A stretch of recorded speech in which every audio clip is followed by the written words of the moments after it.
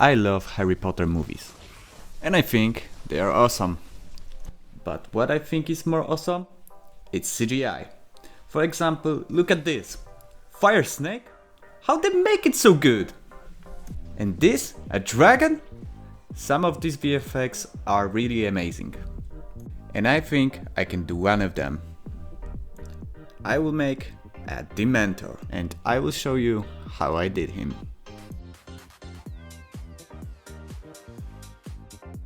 Let's get to the planning.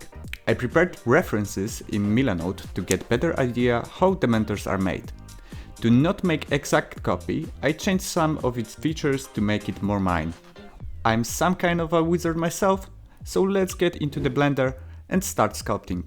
Dementors are like skeletons but covered in thin layer of muscles and skin without organs. As a base for sculpting I used 3 skeleton model from ArtStation. I like to start from the head, then move to torso. This workflow works the best for me. There is no rule how you should sculpt, but I recommend to start from blocking and then refine shapes.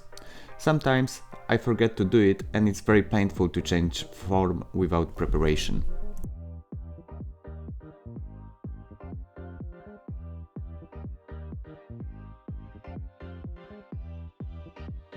Remember to look a lot at references when you sculpt, because if you forget, you will make mistake like I did here, where I made eye sockets that I later fill in because Dementors don't have eyes.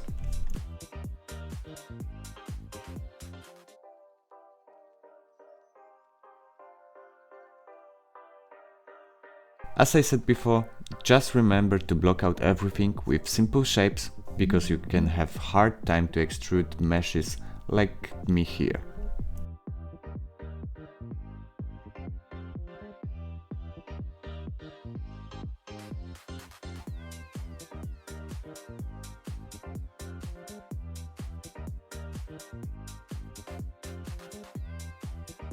Okay, let's go to Retopology.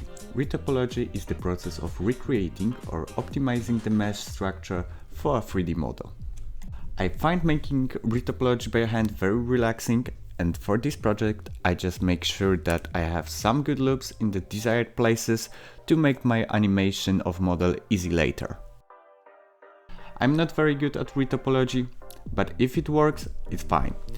If you want better explanation of Retopology and you want to improve, check FlipNormal's channel where they teach how to do it properly.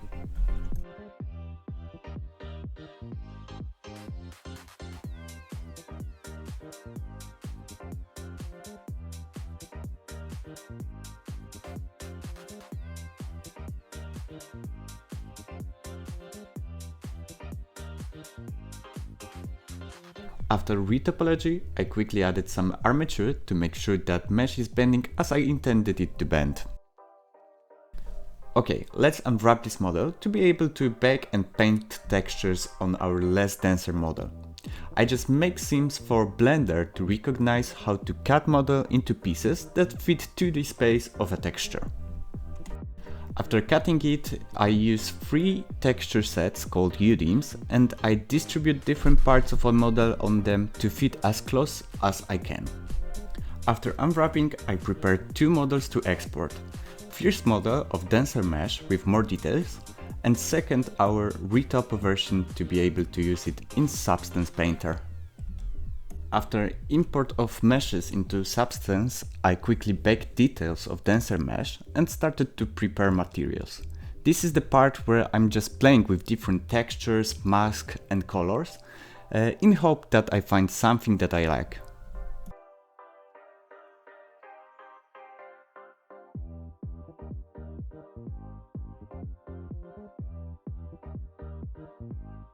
As I'm making textures, I import them to Blender to see if our model looks good with them. Viewport of Substance can sometimes mislead us, so it's important to do it from time to time. Okay, so I made textures for our model. Let's make some cloths and flying fabric. As shape, I choose to do it similar to this design. Making those clothes is not that hard. Just divide plane to have more resolution, extrude some parts of this mesh, add some more quads, and hope it turns out good. After modeling, just simulate mesh and use sculpting to refine it, add more randomness to it, then simulate again until you are happy with the outcome.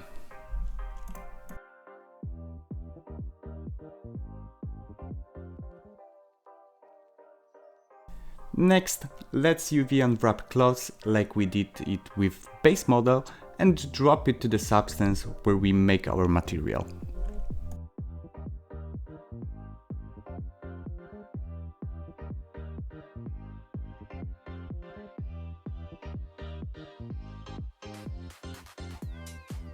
To make some ripping in our clothes, I use texture that I will connect to alpha channel in Blender.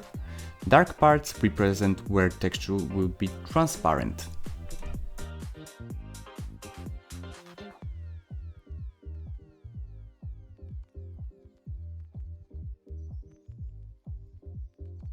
After export of these textures, I added them to mesh of clothes and we are close to finishing. I parented them to the base to make sure that they will not fall off a model. Then the last part is to make animation. And here I present to you the final model.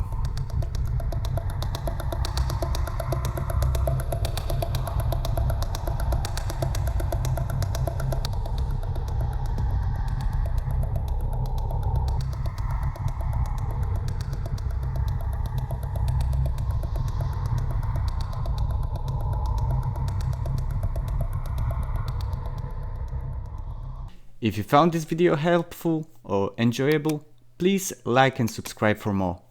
Have a great day and see you in another video.